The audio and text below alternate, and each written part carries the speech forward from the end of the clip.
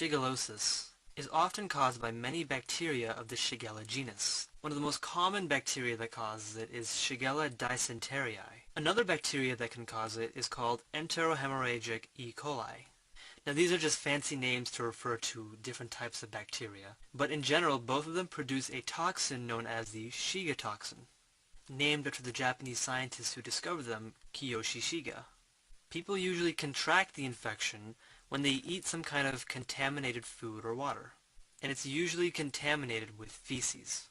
Now when you eat all this stuff, the bacteria will first enter your stomach.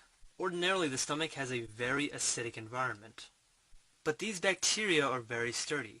They can actually survive past the acidic environment of the stomach. In addition to this, you only need about 1 to 10 organisms to cause an infection, so it's very infectious. Now once it makes its way past the stomach, it'll enter the small intestine, and then after that it'll enter the large intestine, otherwise known as the colon. And this is mostly just responsible for absorbing water. So you have a whole bunch of epithelial cells that line the large intestine that will be absorbing water. So here is one such epithelial cell.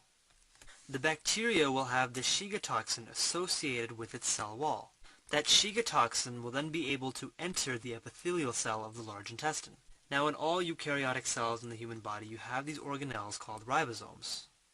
Ribosomes are responsible for synthesizing proteins. But the Shiga toxin will actually stop them from doing that, so the ribosomes are no longer able to produce any proteins. Because you don't have any ribosomes producing proteins, this epithelial cell will then subsequently die off. So now you don't have these epithelial cells available to absorb all that water. So you can imagine the different kinds of symptoms associated with this. First, you may start to see a whole bunch of ulcers that form on the wall of the large intestine. People may also experience some bloody diarrhea. There may also be some rectal bleeding and some cramps due to the inability to absorb water. People may also experience tenesmus, which is really just the consistent sensation that you need to evacuate your bowels even when your bowels are empty. Now usually these are the symptoms associated when the bacteria is in your gut, but sometimes it can actually enter your bloodstream. And those are often rare cases, but when it does you can experience a fever. And if it gets really, really bad, you can also get some seizures.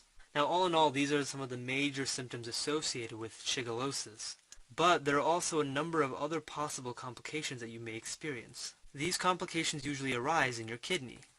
So I actually want to zoom in on a very small portion of the kidney. And this structure is going to be responsible for filtration. Here we have some blood vessels, right? So blood may enter through here, and then it'll actually exit through here.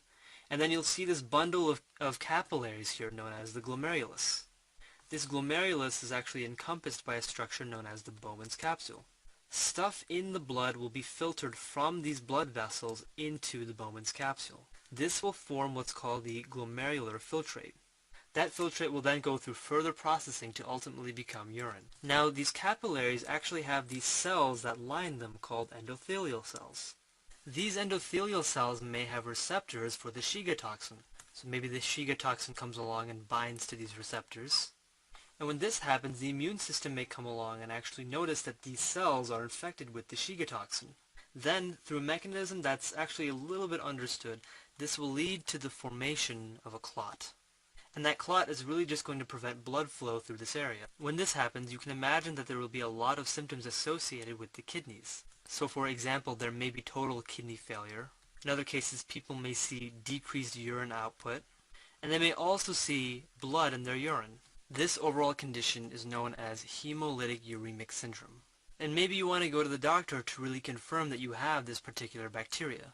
In doing so, the doctor will order a stool sample, which will then be sent off to a lab to see if the bacteria is in that sample. Now if you want to treat shigellosis, the best thing to do is to just drink a lot of fluids. And that's just because your large intestine isn't really able to absorb the water as well. But usually medicines aren't really prescribed because the symptoms kind of go away after about 1 week. However, if it is very severe, then the doctor can prescribe you antibiotics.